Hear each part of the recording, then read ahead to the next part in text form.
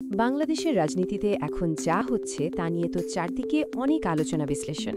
তো আজকে আমরা একটা নির্দিষ্ট অ্যাঙ্গেল থেকে দেখব একটা রাজনৈতিক প্রতিরক্ষার যুক্তিগুলো ঠিক কি কি। চলুন একদম গোড়া থেকে ব্যাপারটা বোঝার চেষ্টা করা যাক। আচ্ছা, বিতর্কের শুরুটা কিন্তু এই একটা লাইনকে ঘিরেই, শেখ হাসিনা ক্ষমা চাইবেন না। এখন প্রশ্ন হলো, ক্ষমা চাওয়ার ব্যাপারটা হঠাৎ এতটা গুরুত্বপূর্ণ হয়ে উঠল কেন? আর কেনই বা একটা পক্ষ এটাকে একটা ফাঁদ হিসাবে দেখছে?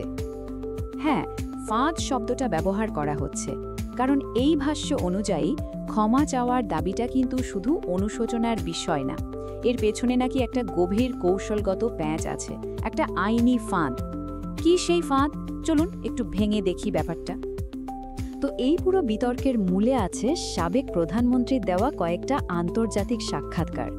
ভাষ্যটা হলো, ওই সাক্ষাৎকারগুলোতে তিনি যা বলেছেন সেটা নাকি ইচ্ছে করে ভুল ব্যাখ্যা দেওয়া হয়েছে।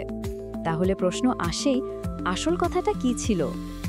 এখানে মূল পয়েন্টটা হলো, ক্ষমা চাওয়ার দাবিটা নাকি আসলে একটা আইনি কৌশল।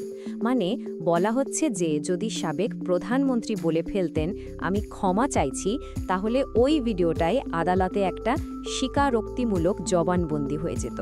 ভাবা যায়, মানে আইনি লড়াই শুরু হওয়ার আগেই তিনি একরকম দোষী হয়ে যেতেন। যুক্তিটা হলো, যার প্রায় ৬০ বছরের রাজনৈতিক অভিজ্ঞতা, তিনি তো আর এই আইনি ফাঁদে পা দেবেন না, তাই না? আচ্ছা, এই প্রতিরক্ষার সবচেয়ে ইন্টারেস্টিং পার্ট হলো একটা আইনি যুক্তি। এখানে দেখুন, দুটো জিনিসকে একদম আলাদা করে ফেলা হচ্ছে। একটা হলো রাষ্ট্রীয় দায়িত্ব, আরেকটা ব্যক্তিগত অপরাধ। চলুন তো দেখি নিরাপত্তা বাহিনীর অ্যাকশনগুলোকে ঠিক কোন চোখে দেখা হচ্ছে। এই পুরো আইনি যুক্তির একদম কেন্দ্রে আছে আত্মরক্ষা বা সেলফ ডিফেন্সের কনসেপ্টটা।